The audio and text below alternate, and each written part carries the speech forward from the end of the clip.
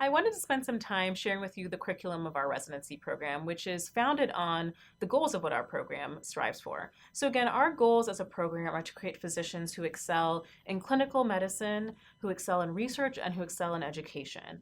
And our curriculum is structured to reflect that and to help us achieve that goal. We are very fortunate to be housed at the Johns Hopkins Hospital, which is an amazing place to train for many reasons. It is a large tertiary care center with over 1,000 beds and incredibly diverse patient populations. Most importantly, we serve the East Baltimore community, which is the area that surrounds the Johns Hopkins Hospital. And there's really no greater privilege than to work with our patients, to learn from them as they are our best educators, and to also serve them the best we can.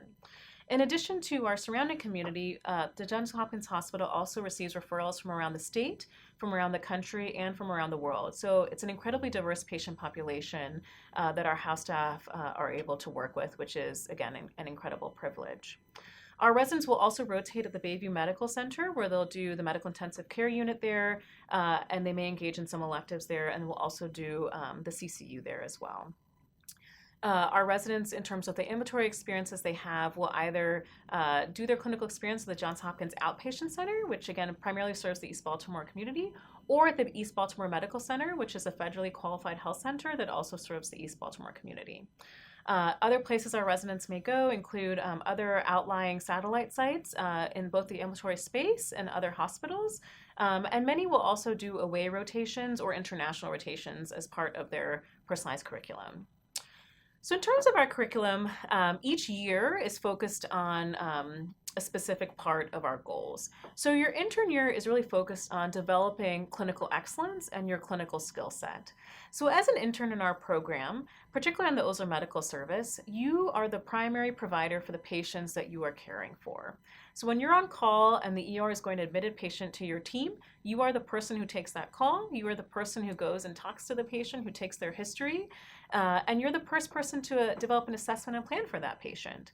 And then you go back to your team. You might chat with your senior resident about it, depending on the time of the year, and your senior resident can give you feedback on the plan and may have a different plan. But the most important thing is that you've had the time to sit and think through and develop a clinical plan for your patient, which helps you both practice your clinical reasoning skills as well as draw on your medical knowledge, and really puts you in a place to further develop who you are as a physician.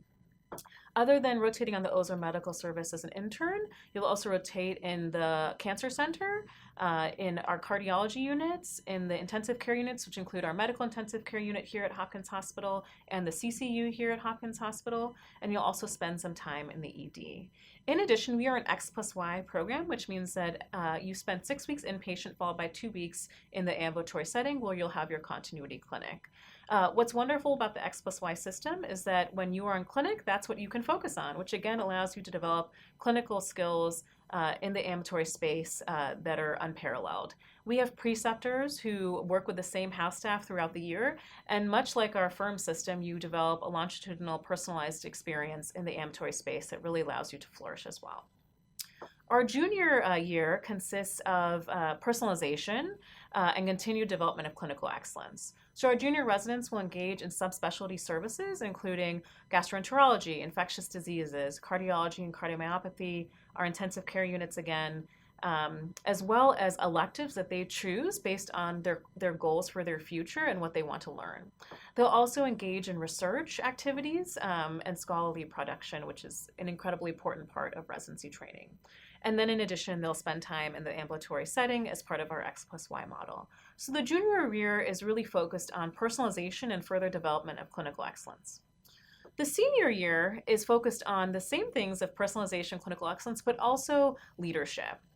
As a senior resident, you are the person leading the Osler Medical Service teams.